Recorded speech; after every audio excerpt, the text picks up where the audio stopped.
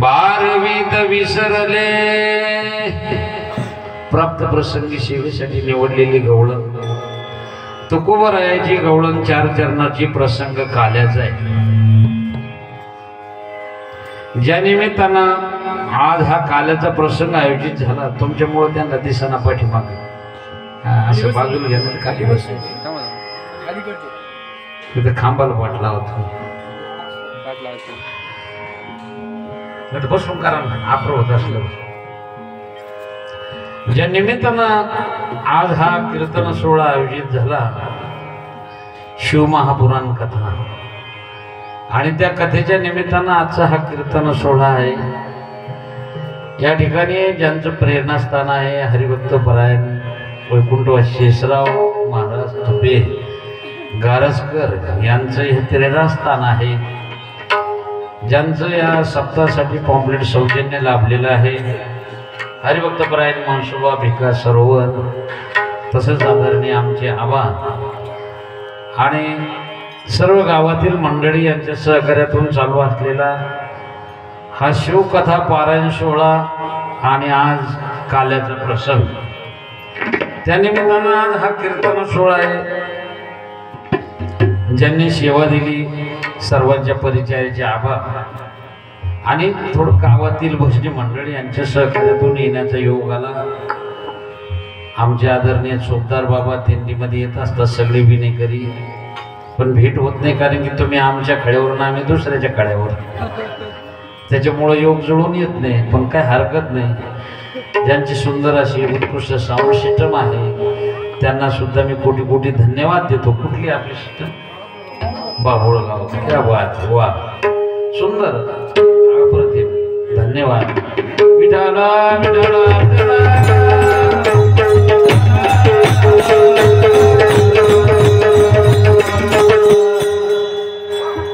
तुकोबराया या गवळणीमध्ये तिचा भावार्थ प्रकट करतात।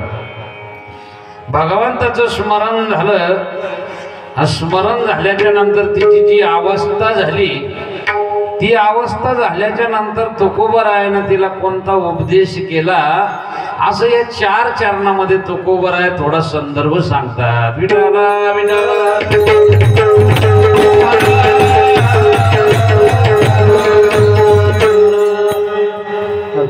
आज हा काल्याचा प्रसंग थोडासा बेस द्या थोडासा आज हा काल्याचा प्रसंग आहे। काल्याचा प्रसंग म्हणलं की काल्याचा प्रसाद येतो। मग काल्याचा प्रसाद सेवन करायचा का या धर्म मंडपात यावा लागत इतरत्र हा काल्याचा प्रसाद मिळत नाही। मग असं काय काल्याच्या प्रसादाला महत्व आहे? काल्याचा प्रसाद म्हणजे दही आणि लही। दह्याचा रंग पांढरा लहीचा रंग पांढरा पांढरा प्रसादाचा रंग याच्यासाठी त्याला दुसरा डाग सहन होत नाही। दही लही म्हणजे जीव आणि शिव दोघांचं एकत्रीकरण त्याचं नाव आहे काला। मग हा काल्याचा प्रसाद जर सेवन करायचा तर फक्त भागवत धर्माचा मंडळ विशेष तो लाभ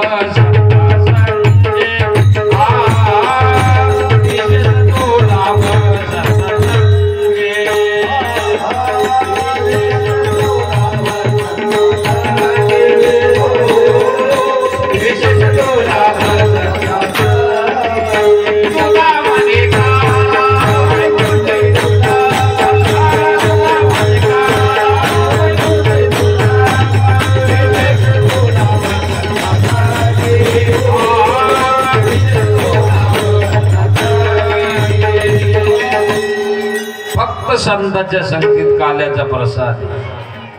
तुम्ही लग्नाला जा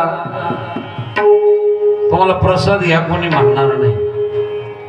वाढदिवसाला जा प्रसाद ह्या कोणी म्हणणार नाही। पार्टीला जा प्रसाद ह्या कोणी म्हणणार नाही। बाबा आले ना जेवण करून जा। पण इथं आज कसाही जर माणूस आला तर त्याला जेवण करा तुम्ही म्हणणार नाही। आज म्हणणारे आले तर प्रसाद घेऊन जा।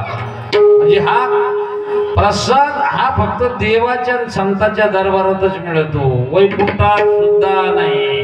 वैकुंठी तू ऐसे नाही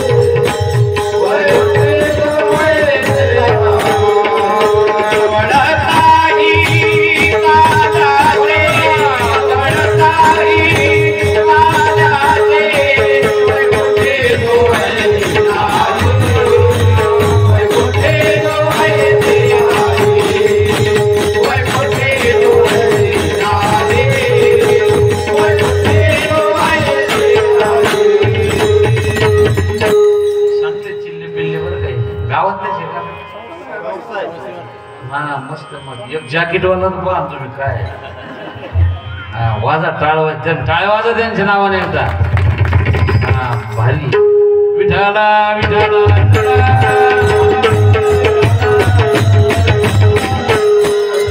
वैकुंठात सुद्धा हा काल्याचा प्रसाद नाही प्रसंग काल्याचा आहे म्हणून सांगतो संतांच्या पंक्तीत आणि देवाच्या दरबारात दोनच ठिकाणी प्रसाद आहे प्रसाद हा प्रसन्नता देणारा आहे प्रसादाच्या नंतर काही शिल्लक राहत नाही म्हणून प्रसाद घेताना शंका मनात आणू नये जिनं शंका मनात आणली बाबा तिच्या नड्यात प्रसाद अटकला घशात प्रसाद घेताना शंका मनात आणू नये देवाचा दरबार आणि संतांचा दरबार मग तुकोबाराया तुम्ही सांगता वैकुंठात हा प्रसाद नाही का नाही वैकुंठामध्ये हा प्रसाद हा सुख सोळा स्वर्गी नाही हो, हो, हो, हा सुख सोळा स्वर्गी नाही हा सुख सोळा स्वर्गी नाही हा सुख सोळा स्वर्गी नाही अरे हा जर सोळा स्वर्गात असताना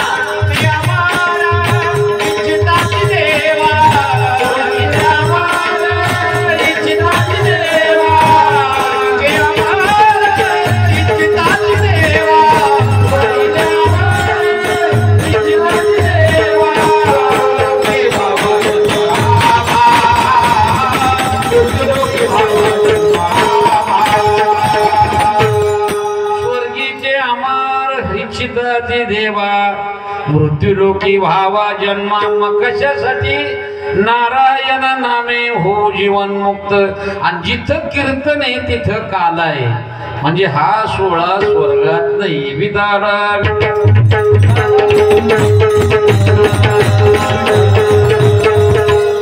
देवाचा दरबार आणि संतांचा दरबार दोन ठिकाणी काल आहे मग संतांचा दरबार कुठे देवाचा दरबार कुठे एकदा भगवंतानं काला केला यमुनेच्या काठावर आणि वरून देव पाहायला लागले देवाला काल्याचा प्रसाद सेवन करा वाटला पण भगवंत म्हणे तुम्हाला देव झाल्याचा अभिमान आहे मग तुम्हाला तिथं मिळणार नाही तुम्हाला इथं संतांच्या दरबारात यावं लागेल मग देव साधे नव्हते ब्रह्मदेव होते भगवान विष्णू होते यांना काला सेवन करा वाटला तर त्यांना संतांचा अवतार धारण करावं लागला सोपान तो झाला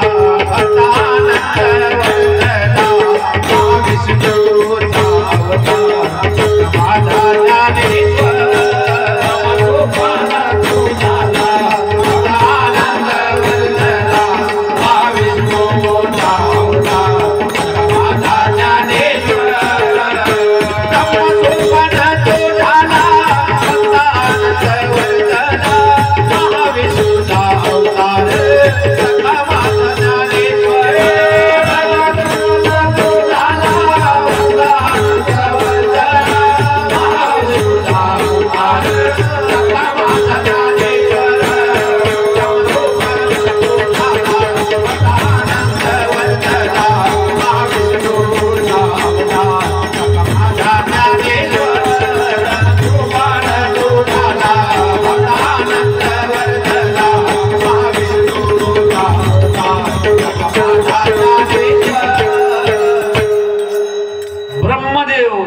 सोपान काका झाले.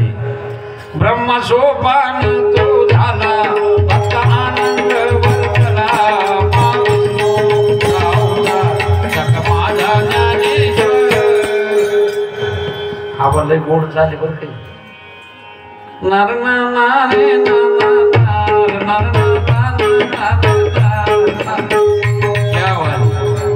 तुम्ही थोडस रांगोळी पर्यंत पुढे सरका ना. लई लांब बसले झाला नाही सरका पुढं रांगोळी पर्यंत त्या पाठीमागाला उठून पुढे या इकडं. विठाला विठाला विठाला.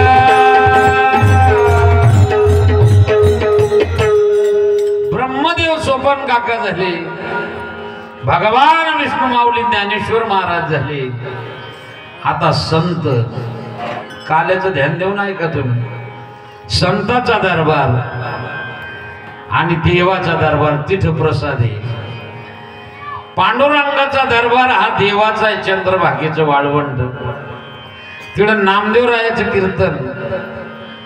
जनाबाई चाल द्यायला, कबीरदास पखवाद वाजायला आणि तिथं ही दही आणि लही याचा काला झाला संताचा आणि देवाचा दरबार. काय पुरावा आहे दही एकच टाळी झाली चंद्रभागे वाळवंटे.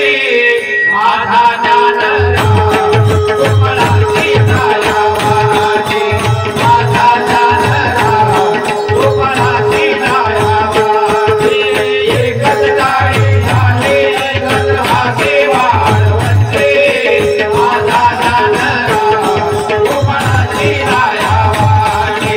माझा ज्ञानराव गोपाळाची दयावाची. नामदेव कीर्तन करी पुढे देव नाचे पांडुरंग.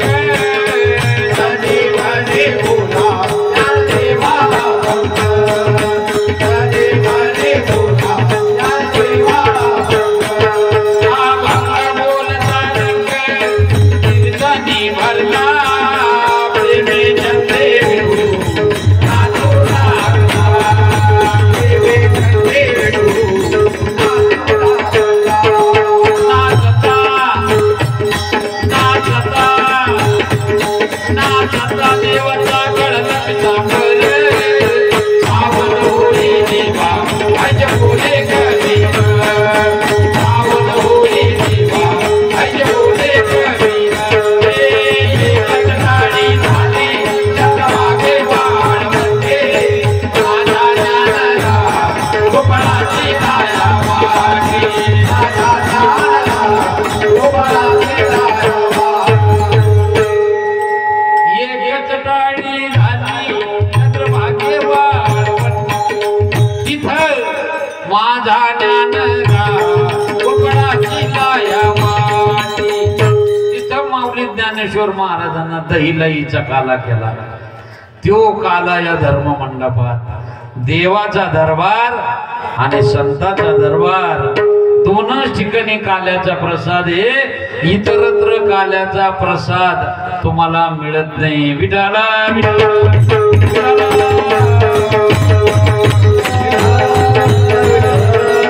म्हणून काल्याच्या दिवशी एकाचं आचरण आणि एकाचं उच्चारण आहे.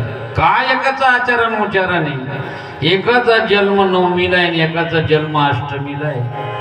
एकाचा जन्म कडकडीत उन्हाळ्यात, एकाचा जन्म धडधडीत पावसाळ्यात, एकाचा जन्म राजवाड्यात, एकाचा जन्म बंदी शाळेमध्ये. एक आयुष्यभर खोटं बोलला नाही, हा स्वतः खोटं बोलला.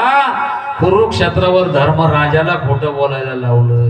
एक आयुष्यभर एक पत्नी राहिला, एक जिकडे गेला तिकडून घेऊन आला. म्हणून आचरण आणि उच्चारण, चरित्र ते उच्चारावे, चरित्र ते उच्चारावे, चरित्र ते उच्चारावे, चरित्र ते उच्चारावे, चरित्र ते उच्चारावे, चरित्र ते उच्चारावे.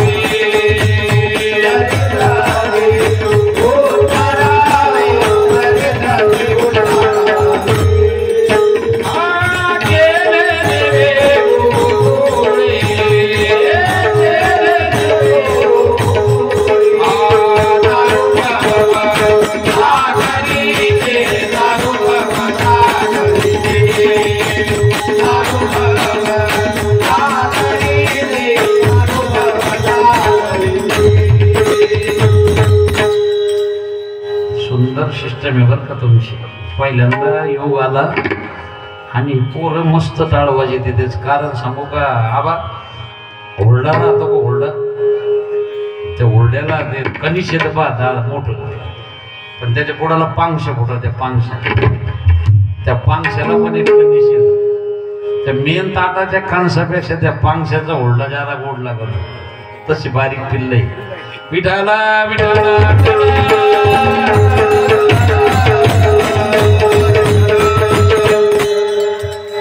एकाच आचरण आणि एकाच उच्चारण सांगितलं. मग पूर्वीचा एक काळ होता. त्या काळामध्ये मथुरेची बाजारपेठ होती आणि त्याच्यापेक्षा सोपं खेडेगाव. आणि प्रथा होती बाजारला जर जायचं तर एका महिलाचं जर आटोपलं तर ती बाकीच्याला आवाज देत होती, बाकीच्याला आवाज द्यायची. आणि अशा 10-12 महिला एकत्र यायच्या आणि त्या बाजारला जात होत्या. पण काळ बदलला आता. आता प्रत्येकाकडे गाडी आली, ज्याची त्याची गाडी, ज्याची त्याची जोडी. कोणी म्हणत नाही कोणाला चला. त्याच्या पुढं काळ बदलला. बाईलाच गाडी आणता यायला लागली, मॅडमला गाडी आणता यायला लागली, जोडी न्यायची गरजच राहिली नाही. आणि आमच्याकडं तर आबा एवढं अवघड झालं. 8-8, 10-10 मधली कॉम्प्लेक्स मोठली वर उंच. तिथून ती महिला पिशवी सोडी ती खाली भाजीवाला येतो, त्याच्यात चिठ्ठी लिहिली राहते. आणि मग तो भाजीवाला त्याच्यात भाजी टाकतो. म्हणजे बाजारला जायचं कामच नाही राहिलं. घरात बाजारला शिडको मध्ये येऊन पाहतो मी. एका महिलाचं आटोपलं आणि बाजारला जाण्याकरता तिनं दुसऱ्या गोपिकाला आवाज दिला. गंगा यमुना चंद्रावळी साऱ्या नदी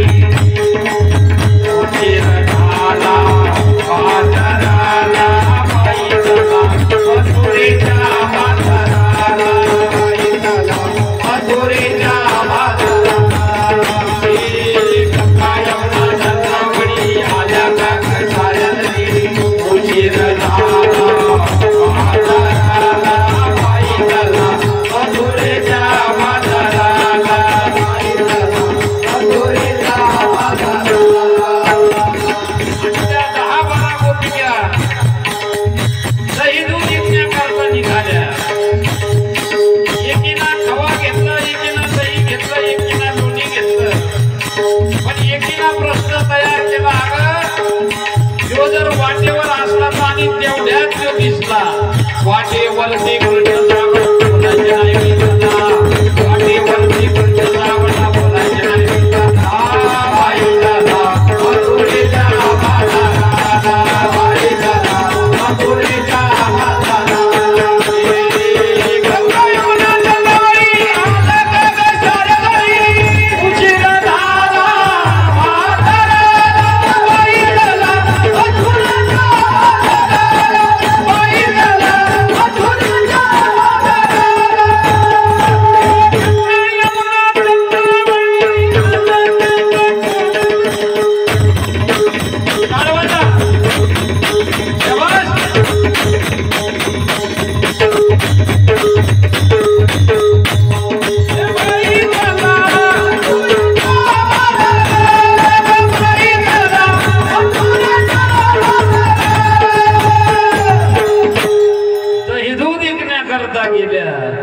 तिला त्या भगवंताचं स्मरण झालं.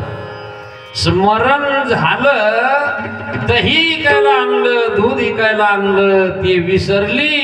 गोविंद घ्या कोणी दामोदर घ्या, गोविंद घ्या कोणी दामोदर घ्या, गोविंद घ्या कोणी दामोदर घ्या,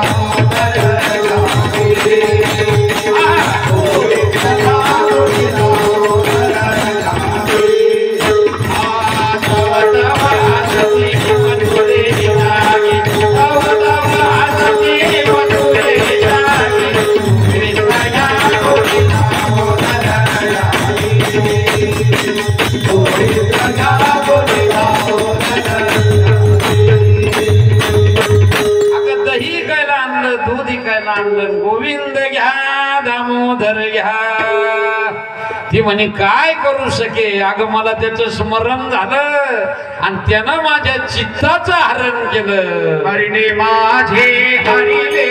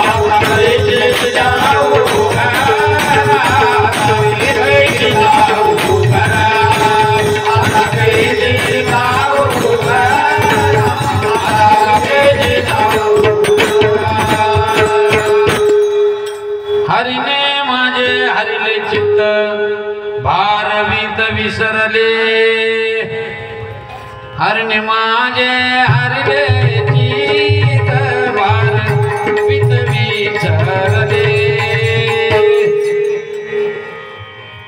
चित्ताचं हरण झालं, भगवंताला पाहिलं, चित्ताचं हरण करतो त्याचं नाव हरी. होत का? भगवंताला पाहिल्याच्या नंतर आपल्या चित्ताचं हरण होतं का? होतं. काय पुरावा आहे? साधं उदाहरण सांगतो तुम्हाला पटण्यासारखं. चित्ताचं हरण होतं, भाराचा विसर पडतो. भार वित विसरले. वित म्हणजे त्याच्यापासून मिळणारं धन, आणि भार म्हणजे विकायला आणलेलं दैत होत, आणि त्याच्या चित्ताचं हरण. पूर्वीचा काळ होता, 10-12 गडी कामावर राहायची. नवीन सासूरवाशी 2 किलोमीटर शेत गावापासून 2 मैल अंतरावर तिच्या डोक्यावर त्या 10-12 गड्याच्या भाकरी असायच्या, आणि बगलेमध्ये पाण्याचा हंडा, आणि त्या 10-11 वाजेच्या टायमाला त्या भाकरी घेऊन जायच्या. जात असताना 1 किलोमीटर शेत राहिलं का तिला त्या टोपल्याचा आणि त्या हांड्याचा भार व्हायचा, जड व्हायचं तिला. ते वरून ऊन म्हणतं मी, फोपाट्याचा रस्ता, एवढा भार व्हायचा तिला. असं वाटायचं कधी टिकीन खाली नेऊन. आणि नेमकं तेवढ्यामध्ये बाजारचा दिवस आणि तिला माहेरचा माणूस भेटला. घरा शेजारीच राहत होता. दोघाचा जे हरी झाला, आणि न सहज विचारला आई भेटली होती का? त्यानं सांगितलं हो, सकाळी मंदिराकडे गेलतो, दोघाचा जे हरी झाला. काय म्हणली आई? दोघाच्या चर्चेला सुरुवात झाली. तिला एवढा भार झालता, त्याचा एवढा भार, पण 2 तास कधी निघून गेला कळालंच नाही. हंडा तसाच, टोपलो डोक्यावर तसंच. कशामुळं? तिला आईचं स्मरण झालं म्हणून भाराचा विसर पडला. तसं भगवंताचं स्मरण झाल्याच्या नंतर त्या भाराचा विसर पडणार नाही का? तसं त्या गोपिकाला झालं.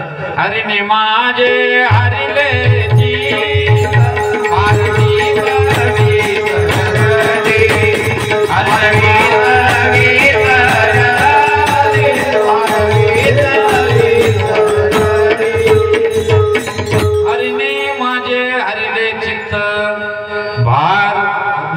विसरले. बाकीच्या गोपिका म्हणे आता जे झालं ते झालं, तू आता घरी जा. ती म्हणे आता घरी जाणार कैसे?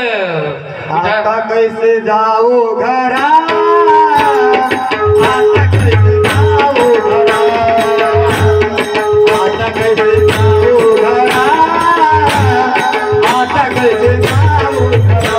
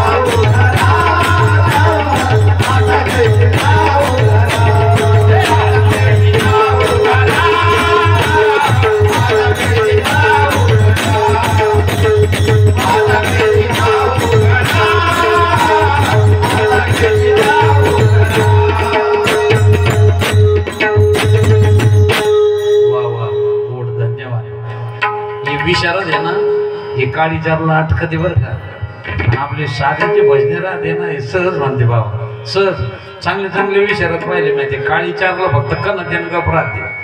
ते 6-6 मध्ये टाइम जातो त्यांचा, हे मिळत नाही त्यांचा. भाऊन आपली सहज आता कायची जाऊ घरा,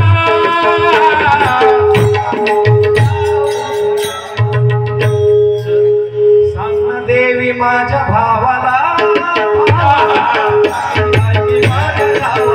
या वाणी, वा वा, धन्यवाद. विठाला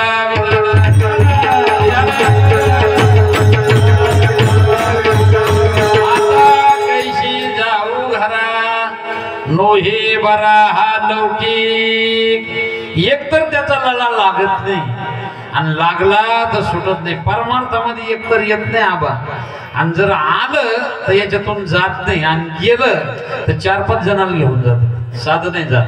हा, लळा लागत नाही. आता लागला, आता त्याचा लौकिक तयार झाला. आता कैशी जाऊ घरा नोहे बरा हा लौकिक. बरं घरी गेले आणि सांगायला लागले ते भगवंत मला भेटला, तर बाकीचे विश्वास ठेवणार नाही. परकीयाची सांगत गोष्ट, परकीयाची सांगत गोष्ट, परकीयाची सांगत गोष्ट, परकीयाची सांगत गोष्ट, परकीयाची सांगत गोष्ट, परकीयाची सांगत गोष्ट,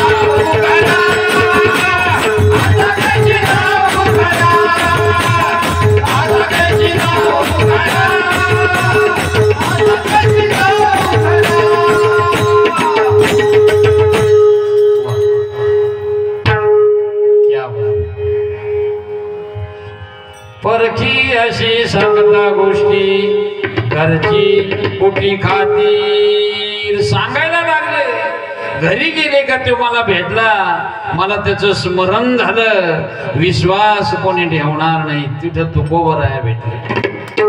आता तुकोबराया एका युगामध्ये आणि गोपिका एका युगामध्ये, मग दोन्हीचा संदर्भ झाला कसा, पण त्याचा पुरावा असा आहे, ज्या ज्या वेळेस देवानं अवतार धारण केला, जे झाले अवतार तुकांचे बरोबर, जे झाले अवतार तुकांचे बरोबर, जे झाले अवतार तुकांचे बरोबर, झाले अवतार तुकांचे बरोबर, जे झाले अवतार तुकांचे बरोबर, जे झाले अवतार तुकांचे बरोबर. रामयुगामध्ये देवाचा अवतार झाला. तुम्ही झाले राम राजे, आम्ही वानराज पवले. तुम्ही झाले राम राजे, आम्ही वानराज पवले. कृष्ण अवतारामध्ये देवाना अवतार धारण केला. तुम्ही यशोदेचा बाळा, आम्ही नवलख बाळ.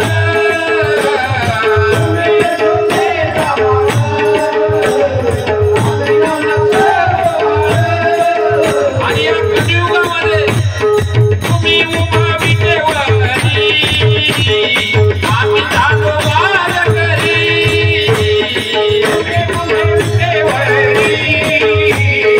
आम्ही झालो वारकरी. जे झाले अवतार तुकांचे बरोबर, जे झाले अवतार तुकांचे बरोबर. जेवढे अवतार देवाचे झाले, थोडं कडक कडकपणा कमी करून मला बीज द्या, बाकी बरोबर आहे, विपद. तेवढ्या अवताराबरोबर तुकोबराय होते. तुकोबरायानं तिला उपदेश केला, तू घरी जा आणि निवांत राहा. मनी निवांत राही, मनी निवांत राही, मनी निवांत राही, तुका मनी निवांत राही, मनी निवांत राही, तुका मनी निवांत राही,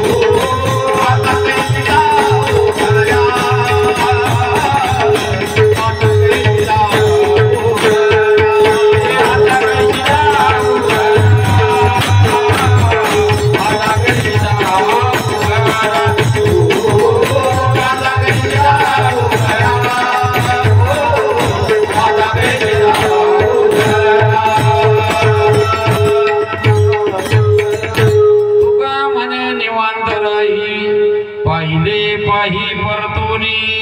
आता कैशी जाऊ घरा.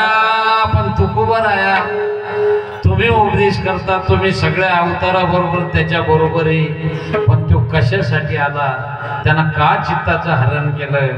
तुकोबराया उपदेश करायला लागले. ज्या वेळेस पृथ्वीवर पाप वाढत त्यावेळेस देव अवतार धारण करतो. तुमचं आमचं कर्म साचलं का जन्माला यावं लागत, आणि समाज बुडायला लागला का संत अवतार धारण करते. देवाला आणावं लागत, तुम्हाला आम्हाला यावं लागत, आणि संत ही येत असतात. विठ्ठला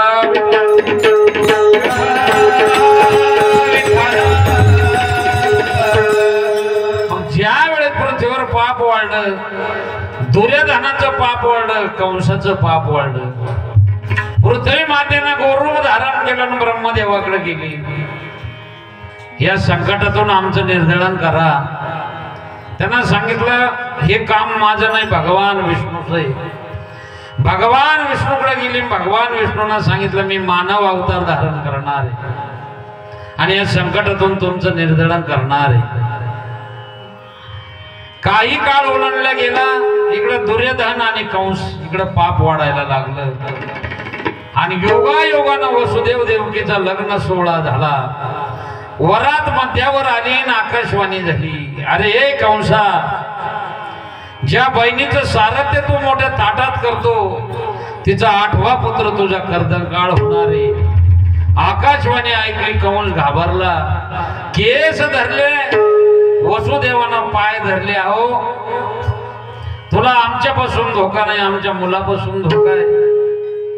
मग जेवढे मुलं होतील तेवढे तुला आनंदी नियमाने इतबारे बंदी शाळेत टाकलं, आणि करता करता 6 मुलं झाली. पहिला मुलगा झाला, नेऊन दिला, याच्यापासून मला धोका नाही. नारद हजर झाले. अरे देव खेळकर कोणत्या रूपानं येईल. उलटी मोज 8वा होतो. 6 मुलं मारले.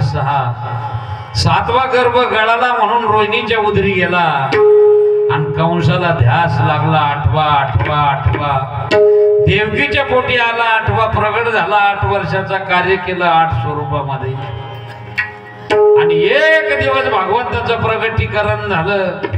पण भगवंत प्रगट झाले ते 8 वर्ष. आईनं सांगितलं अरे तुझं लहानपणीचं सुख झालं नाही आम्हाला, तू डायरेक्ट 8 वर्षाचा आहे मोठा.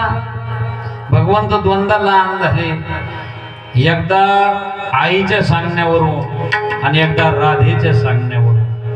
लहानपणीचं सुख वेगळं राहतं. बारीक मुलगा असावं, त्याचा झिटू बांधलेला असा दोन्ही बाजूला दृष्ट होऊ नये म्हणून आहे ना काजळाचा टिक्का लावलेला असावा त्याला. त्याच्या तोंडामध्ये 2च दात असले पाहिजे. गालाला खड्डे पडते असताना वैरी जरी आला तरी त्या मुलाला उचलून घेईन. 95 वर्षाचं म्हातारं आहे, वाट्यावर बसलेलं आहे, थंडीचे दिवस आहे, तोंडात 2च दात, हे खोबऱ्याच्या वाट्या झाल्या. म्हातारी म्हणन का बाई पाप्याचा बापलाच नादर दिसतो म्हणन, नाही म्हणणार. लहान झाले भगवंत आणि सांगितलं तुम्ही एक काम करा आता. नंदाच्या घराला माझी गोकुळाला, नंदाच्या घराला माझी गोकुळाला, नंदाच्या घराला माझी गोकुळाला, नंदाच्या घराला माझी गोकुळाला,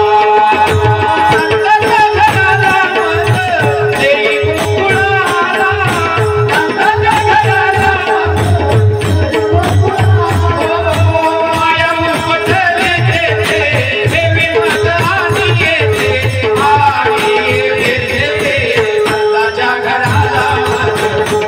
गोकुळाला, नंदाच्या घराला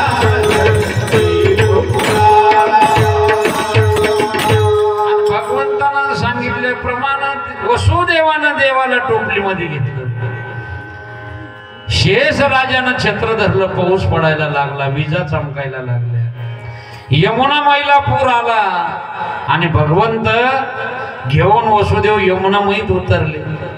तोंडात पाणी जाणार भगवंतानं ओळखलं. डाव्या पायाचा अंगठा यमुना माईला लावला, दर्शन झालं, रस्ता दिला, भगवंताला तिथं ठेवलं आणि मायारूपी नावाची जी कन्या होती तिला उचललं आणि तिला मथुरेमध्ये आणलं. आल्याबरोबर माया करिया कांत, माया करिया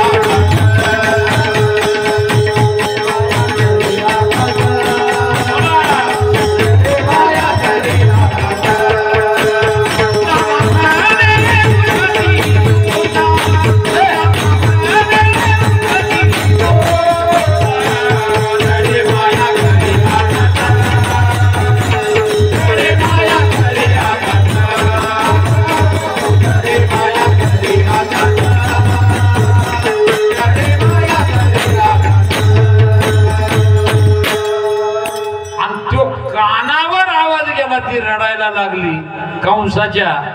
कंसानं ती मायारूपी नावाची कन्या घेतली, हातामध्ये गरगर फिरवली, आकाशात गुप्त झाली, तिनं आकाशवाणी केली, अरे मला काय मारतो.